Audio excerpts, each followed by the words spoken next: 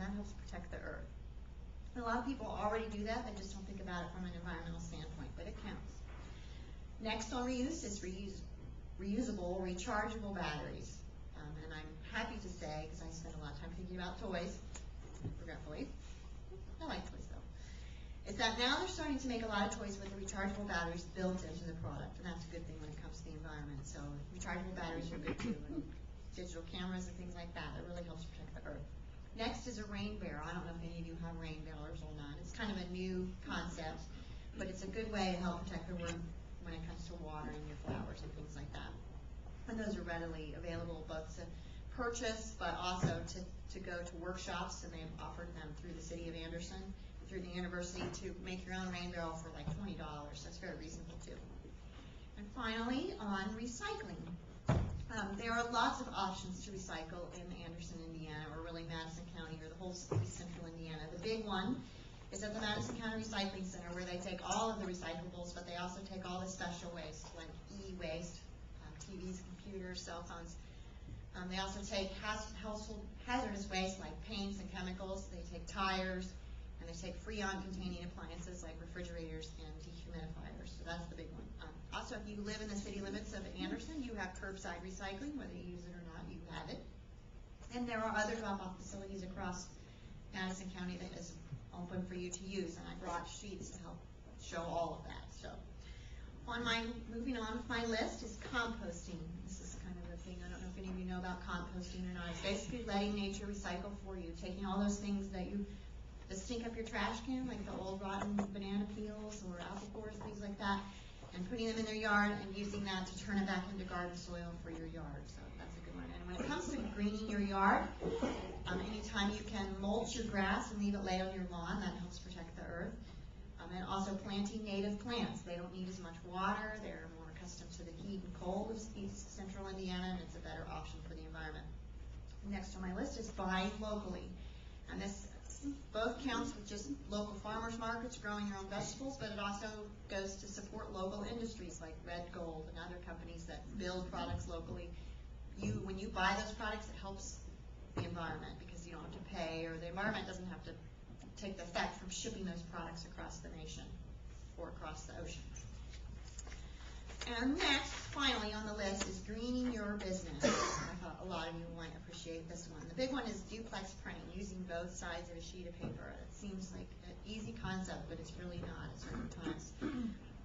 Especially when it comes to teachers and people associated with the university, I hope that you'll at least consider maybe letting some of your students turn in projects, not the big project perhaps, but some of your projects on a reused piece of paper.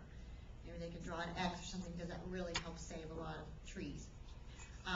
Emailing instead of printing out everything that you need is a good way to save the environment. When it comes to e-scrap with your business, your computers and copiers and things like that, anytime you can lease a product instead of purchasing it, or when you're done with the product, then to make sure you can donate it or try and pass it on to somebody who can use it before you just toss it away.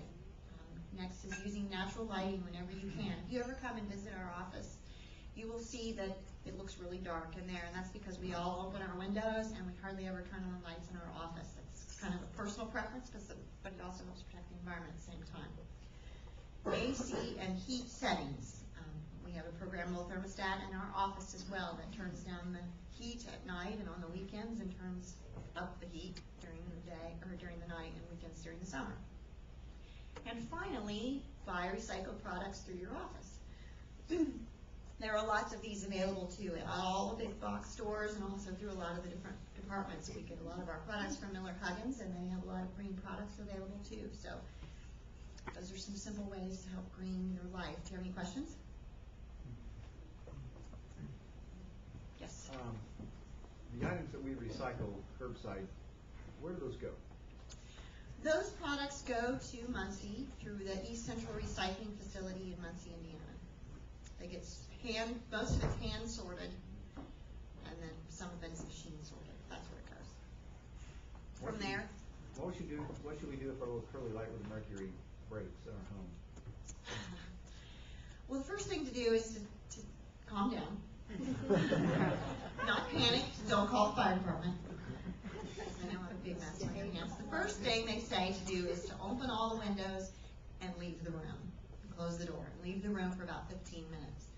After that point, then you can go in and try to clean it up as best you can without using a vacuum cleaner. Mercury's really only a hazard when it comes to this situation. It becomes airborne. So if you can try to clean it up without it getting airborne, then that's great. If it's a hard floor, then you can kind of scoop it up with little cards or like a type of broom situation. You can also use, if it lands on carpet, which I hope that it doesn't for you, but if it ever does, just calm down.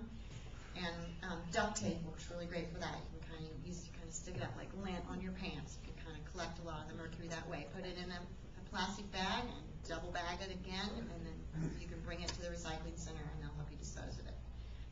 If it does happen to you and you're just not satisfied with that, and that's fine, then you should call the health department and they'll give you some more suggestions on how to clean it up. Any other questions? Well, you're an easy to please bunch. I brought some things for you. I brought these newsletters. Some of you probably already get it. So on the back it has all of our recycling locations and what they take and their hours and everything on there. Our contact information is on the front. If you know of anybody who would like to have a speaker or a teacher that would like for me to come in, it's all free, then call us. Or if you would like somebody from our office to come into your business to help you go through what you have and try and help make some good suggestions on how to green your business a little bit more thoroughly, then give us a call on that too. And I also brought these little things. These are like little memo holders, and they are made from recycled electronic cases. So maybe a computer that you recycled to our facility could now be a little notepad holder on your desk. So that's what I brought to you today. So I'll set all of that out and you can get it on your way out. Thank you.